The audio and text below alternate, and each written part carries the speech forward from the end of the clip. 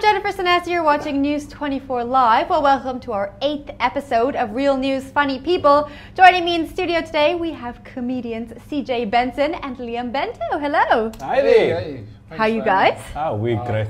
Cool. Thanks for having I us. speak for both of us, but I'm fine. I don't know about you. I'm fine as well. Like he said, I concur your statement. Shall we just do the rest of the show where you can speak for CJ and CJ will speak for you? That should be interesting. That should be interesting. Yes. I think CJ would find this very interesting. I speak on his behalf.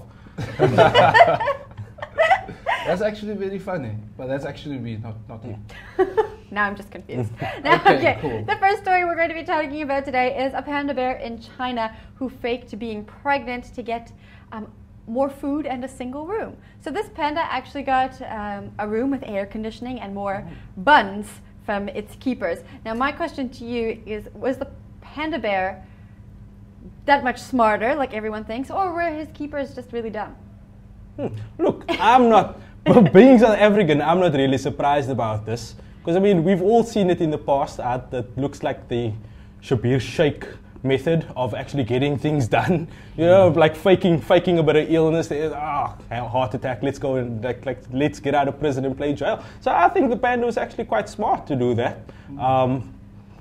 Manipulating the system a little bit there. I mean, women have been faking it for years. And gotten them more than just buns and air conditioning. So yeah, I mean, it's like shake your bun. You know, that's how pandas do it. I'm not an expert on pandas, mind you. So yeah, so it was in China.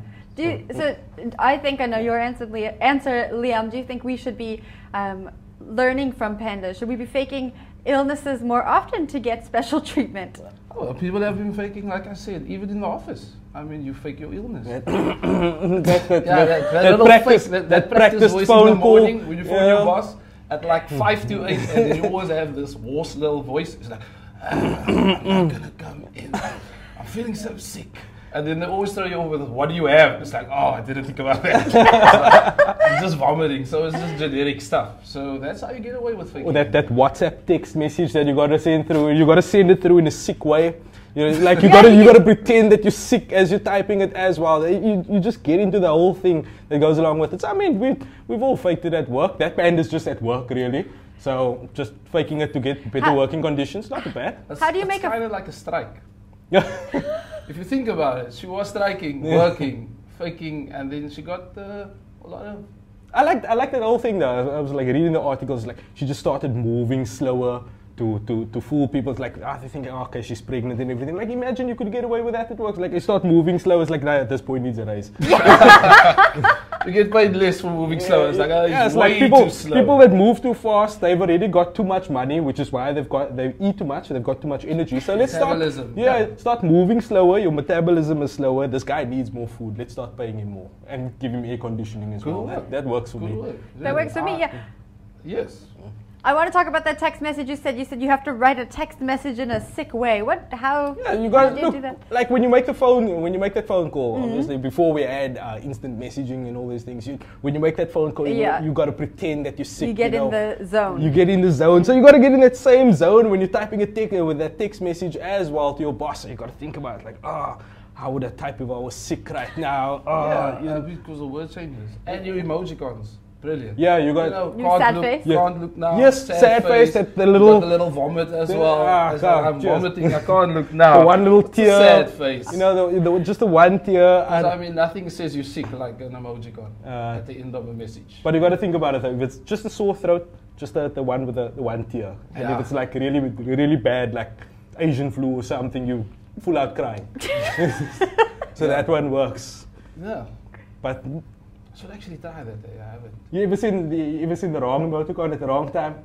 No, I haven't done that. When have you sent the wrong emoticon at the wrong time? Yeah, you know, it's like sending a message to sending a message to someone. It's like, I'm really sad. My mom's just passed away, and like a laughing face at the end of it. That just doesn't. The two just don't go together. That doesn't go together. Dog has died. LOL. That type of thing. Lots of love. Yes, it's crazy. It's a different. Someone posts a really sad story on Facebook, and you accidentally click like. Yeah, like. You can't take that. You can take it back, but they've seen that forever. That's another thing. I mean, people on Facebook are just crazy. I mean, I've seen people at funerals actually posting pictures of the coffin. No. And then people actually like it. I was like, what craziness is this? Who are your friends? I've got some weird, interesting friends, eh? I have to say, but that's the weirdest thing, eh? And people like it. I don't know if you're liking the coffin or you're liking the fact that the person is not here anymore. It just gets weird. I speak about it quite often on stage as well, where like one of the things that I'm very nervous about is traveling. And I flew up to Joburg to do a gig recently in Joburg. And I'm a very nervous flyer. And so I did what any normal person would do. Like before the plane took off, I updated my Facebook status to say, what if terrorists take over this plane and kill me? And my mom logged onto Facebook and she liked my status.